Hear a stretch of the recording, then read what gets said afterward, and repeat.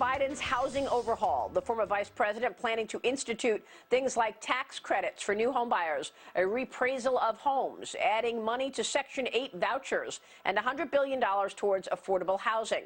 This could rack up a big tax bill for Americans, accelerating the already growing exodus from high-tax states. Experts predict Biden's plan may result in marginal tax rates of more than 60% in places like New Jersey, California, Hawaii, and New York City. Taken all together, the numbers are even higher than that, actually. Joining me right now is Peebles Corporation founder, chairman, and CEO, Don Peebles. Don, it's great to have you this morning. Thanks very much for joining us.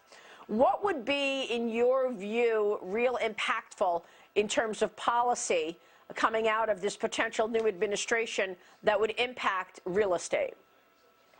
I think tax policy incentivizing new construction, new development for rent properties, and also subsidies that would encourage developers to expand the number of units that they provide for workforce housing, which I think is our biggest challenge in terms of urban cities around the country.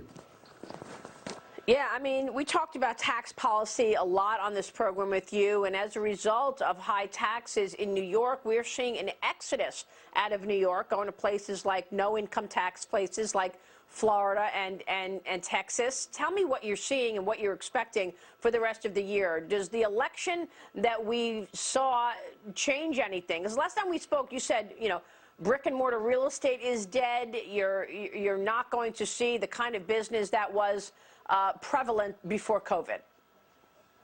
Yeah, what I was saying is brick and mortar retail is dead. Large, big box brick and mortar retail is dead because of online shopping, and consumer consumption patterns have changed forever. I think what we're going to see in terms of, I don't think this election has slowed the exodus down out of a New York City, for example, or other tax cities and states around the country. If anything, I think it's going to accelerate it a bit because everyone knows that there will be a discussion about tax increases. And the irony of Trump's tax reform was that it resulted in most high-income earners an increase because of the elimination of state and local income taxes. And so the idea of rolling that back is not overly productive.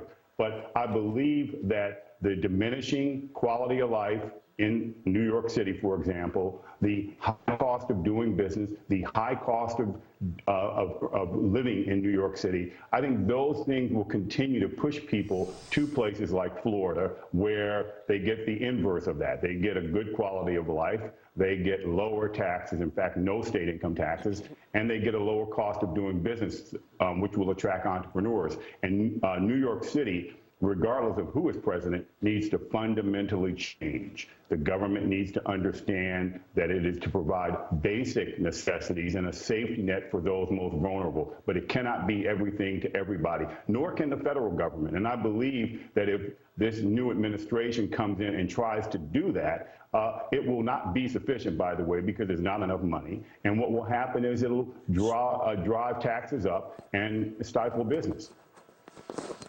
Well, it's a really important point that you're making. What kind of practical things are you referring to in terms of giving stuff away, in terms of money for everybody? Because, you know, well, there are ideologies out there. Yeah. Well, look, I think, for example, you know, President-elect Biden's incentive for home ownership is a nice gesture, but it's $15,000, and the average cost of a home in the United States is $350,000. So it's some money, but it's really not going to help people who really can't afford down payments. It's going to help people who can afford it and maybe encourage them a little bit more.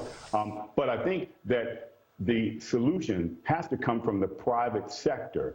And one of the ways to do it is to use tax policy and also land use policies in these cities to reduce the cost of housing so that it becomes more affordable. And that's a private sector solution. Or let's get more people working so that they have higher incomes and we have more people who are capable of buying. I think those are the things. But for example, workforce has left these major cities a long time ago because of affordability and the poor performing public school systems. And so it's a lot more complicated than just throwing a relatively small amount towards individuals and burdening the entire country with these additional costs. There are some other solutions, though, that the president-elect and these mayors and governors around the country in these high-cost states can do.